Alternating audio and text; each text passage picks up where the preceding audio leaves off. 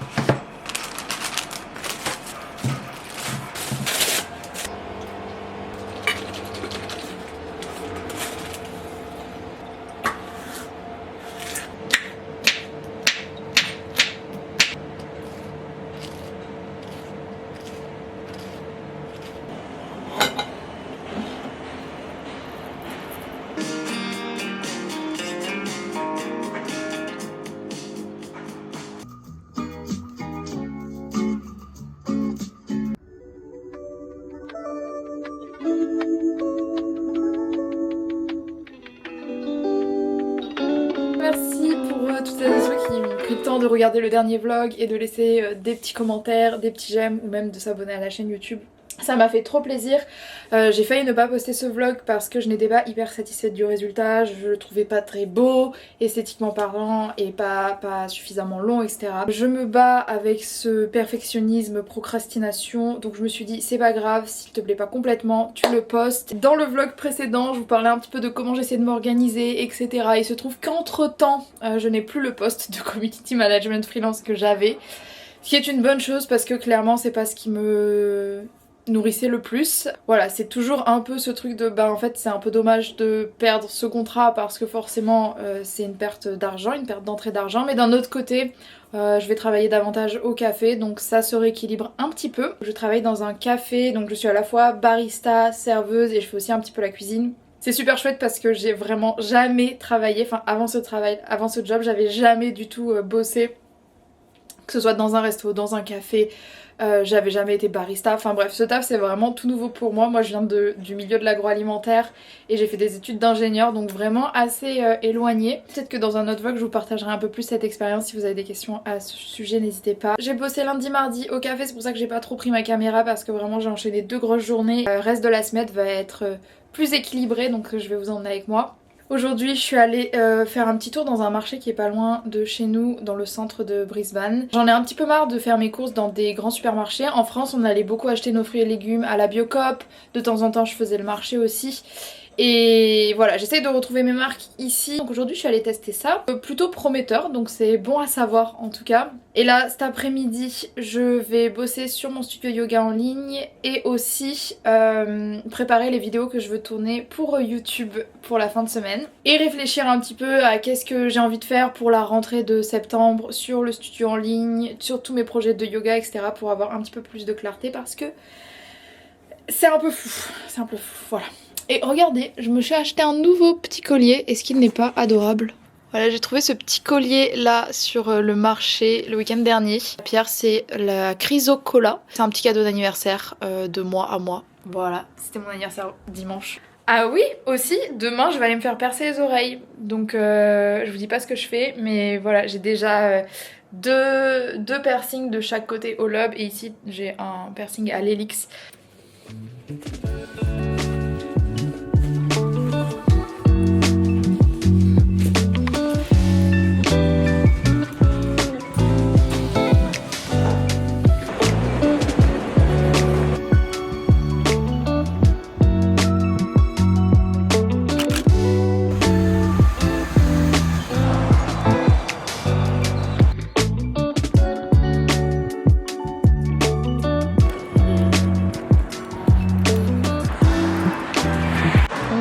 Jeudi. Je suis trop contente, je viens de me faire une nuit de 9 heures. Un plaisir. Là je vais aller bosser 4 heures au café. Et ensuite je vais aller me faire percer les oreilles. Je suis trop contente. Bon j'apprends un peu forcément mais on verra. On verra ce que ça donne. Je suis pas sûre de pouvoir faire ce que je veux. Je verrai avec la perceuse ce qu'elle me dit mais j'ai trop hâte. Et ouais, il fait beau aujourd'hui, il fait pas trop froid. Je sais que c'est bizarre pour vous parce que c'est plein été en France et il fait très chaud il paraît.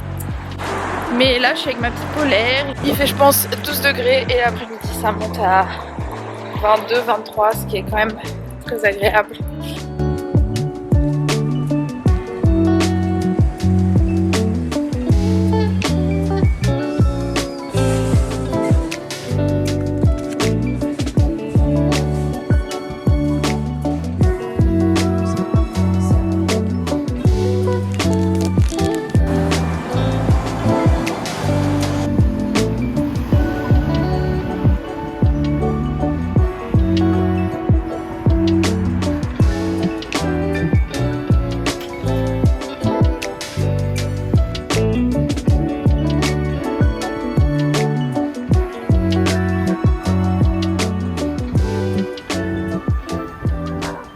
Je ressors de chez la perceuse, donc j'ai fait un 3e trou au niveau du lobe de chaque côté. Je voulais faire à la base un 4e, mais j'ai pas assez de place pour que ça reste sur une partie assez molle du lobe. Ça serait tout de suite dans le cartilage. Et je sais à quel point le cartilage c'est vraiment un enfer à cicatriser parce que j'avais fait l'hélix là il y a quelques années.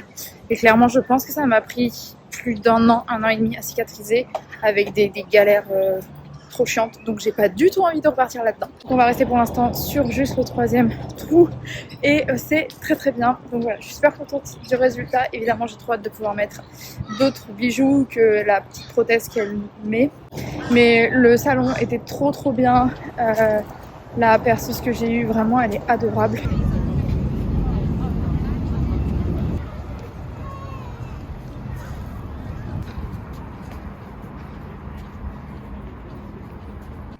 Ça y est, je suis rentrée. Il fait super chaud là aujourd'hui. Le matin je sors, j'ai ma polaire, il fait 8 degrés et là l'après-midi je crève de chaud. Je suis vraiment trop contente. Je sais pas si vous allez bien voir. Ouh, je suis vraiment trop contente du résultat. Voilà le petit nouveau de ce côté. Et le petit nouveau de l'autre côté. J'aime beaucoup moins ce côté, mais c'est pas à cause de ce piercing, c'est à cause du deuxième trou que j'avais fait, où je trouve qu'ils sont trop horizontaux, j'aurais préféré qu'ils soient un peu en décalé. J'ai trop hâte de m'acheter des nouveaux bijoux. Celle-là, celle-ci, c'est de chez Nébuleuse qui fait des très beaux bijoux.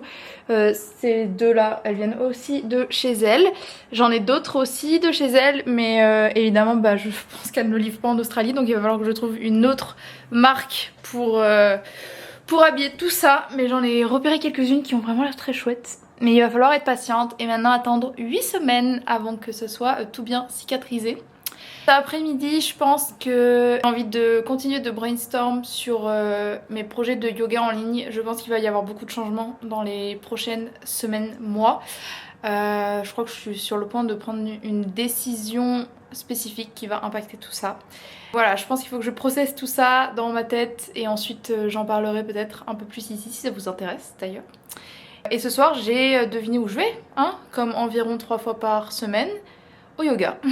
Voilà, c'est vraiment ma deuxième maison, ce studio de yoga, j'adore. Ça marche tellement bien ce système d'abonnement au studio de yoga que les gens laissent leur tapis là-bas. Donc en fait ils laissent leur tapis et ils s'inscrivent à leurs cours, ils vont à tous les cours qu'ils veulent. Comme la salle est immense, même s'ils s'inscrivent pas vraiment, ils peuvent venir, il y a toujours un spot pour quelqu'un. Bah bientôt ça va être moi, je crois bientôt je vais laisser mon tapis là-bas. Voilà, ce soir je vais faire un cours de yin yoga. Je prends très peu de cours de yin yoga alors que j'adore cette pratique. Je pense parce que comme beaucoup et comme parce qu'on nous a appris aussi que ce qu'on devait faire quand on fait quelque chose, on doit être productif, ça doit avoir un but précis. Comme faire du sport, ça doit nous aider à être plus fort, à développer nos muscles, etc. Le yin yoga c'est une pratique vraiment qui est beaucoup plus dans l'immobilité, dans l'inconfort, dans rester dans des moments de silence seul avec soi-même, dans des postures qui sont pas hyper confortables. Au début on croit que oui, on croit qu'on est dans une position où on se dit oh trop bien ça va être agréable, et après on reste 3 minutes dans la posture et on se dit c'est horrible, c'est horrible.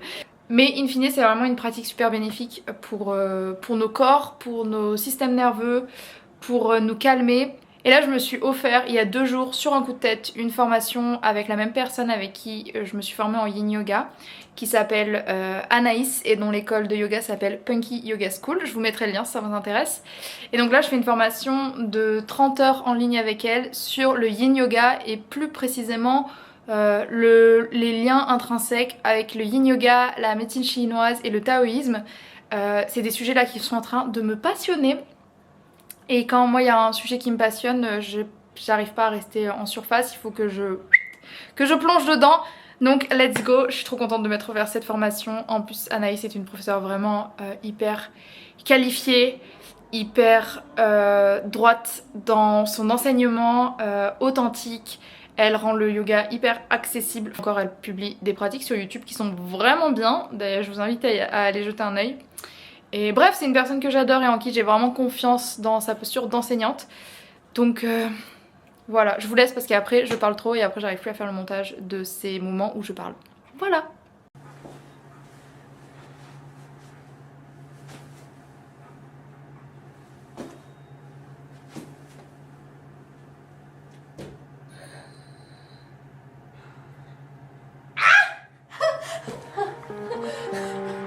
So the goal for me here is to have certain things. So I just wanted to identify these things.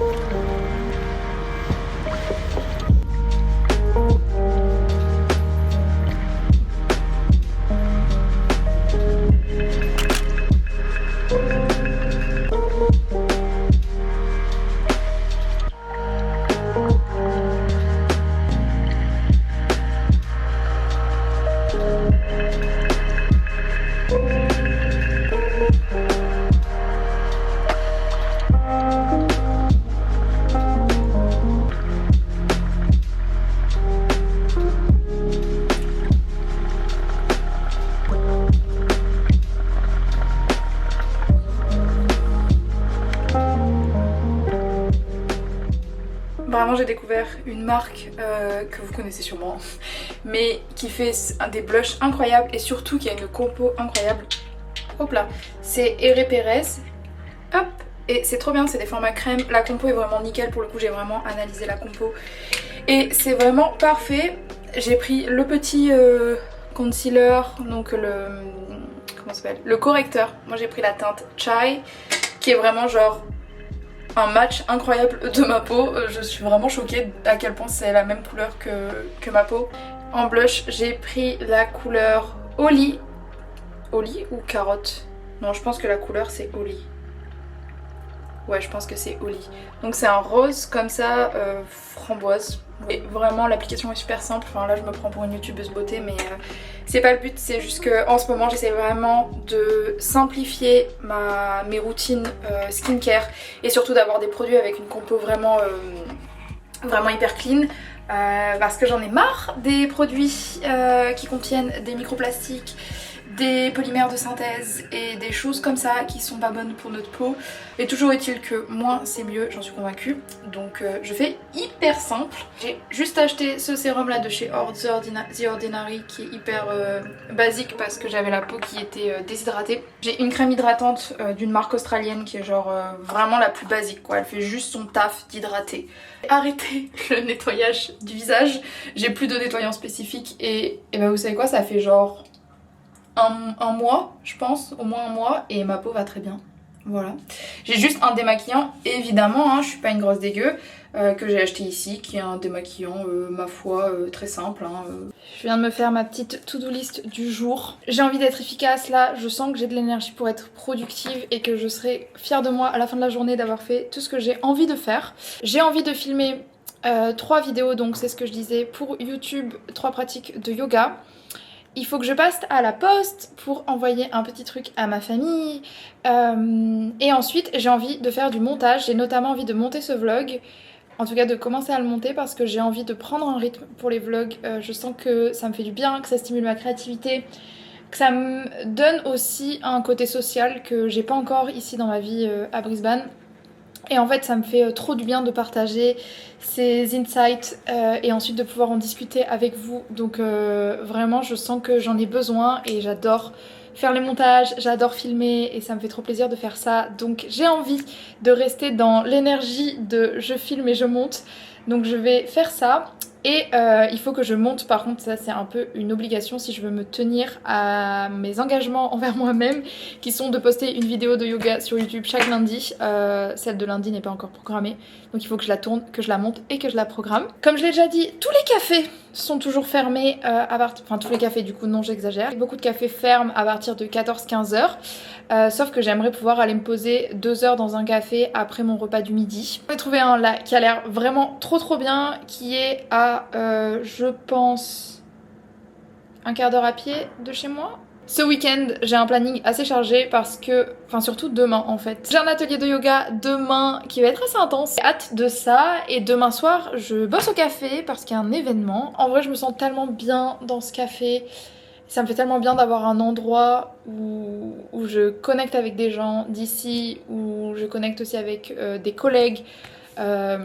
J'en parlais avec mes proches et j'en parlais aussi avec peut-être toi sur les réseaux. Mais en fait c'est aussi un taf qui est pas socialement hyper valorisé. Vraiment dire qu'on est serveur, qu'on travaille dans des cafés, etc. C'est pas forcément un truc...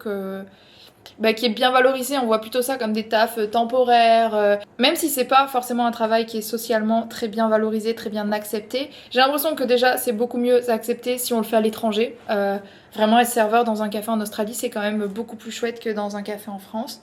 Non, genre clairement c'est le même taf. C'est pas parce qu'on est en Australie que c'est mieux, que c'est moins pire. Enfin je sais j'ai eu pas mal d'échanges avec des personnes qui viennent bosser ici en Australie, qui font des PVT, donc des Working Holiday Visa, et qui m'ont dit que y a plein d'expériences qui sont pas fun en fait, avec des boss qui demandent d'être hyper efficaces, d'hyper productifs, dans des équipes qui sont sous-staffées, etc. Donc le problème change pas en fait, c'est pas parce qu'on déménage ailleurs qu'on en a une image hyper positive que c'est forcément bien. Je suis extrêmement reconnaissante parce que l'endroit que j'ai trouvé dans lequel je travaille est complètement différent de ces ambiances là, mais en fait c'est vraiment, je pense, une exception.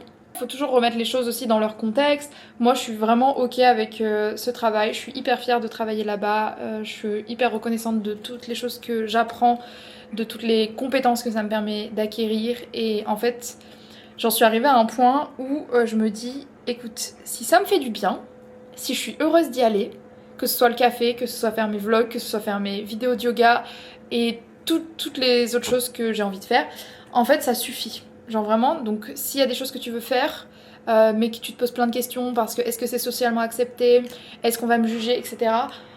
En fait, le fil rouge, ça devrait être juste, est-ce que ça t'apporte de la joie?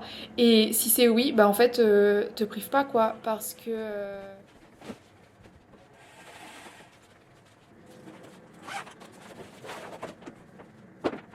Allongé, papillon, respiration 3 temps. Cercle de genoux, twist, cercle de genoux, twist, roulade, nanana. Cercle de poignet, marcher les mains dans toutes les directions, nanana. Les mains comme ça, 4 coques, 4 chien tête en bas, 5 respirations. Cercle de hanche, regarde avant, marche nanana, les arcs, demi-split, regarde avant, torsion, cercle de bras, et en sol, chien tête bas, cercle de genoux, ok. Je suis au bout de ma life, je viens de tourner la vidéo, 30 minutes, et j'avais pas appuyé sur enregistrer.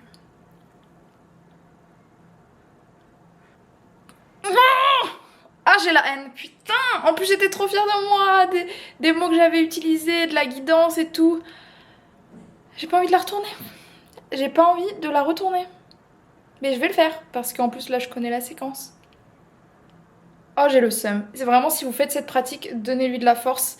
C'est Summer Yoga numéro 3, yoga retour de plage, où ça aura un nom comme ça. Voilà. Vous savez, si vous venez depuis ce vlog, vous savez, donnez-moi de la force parce que je suis dégoûtée.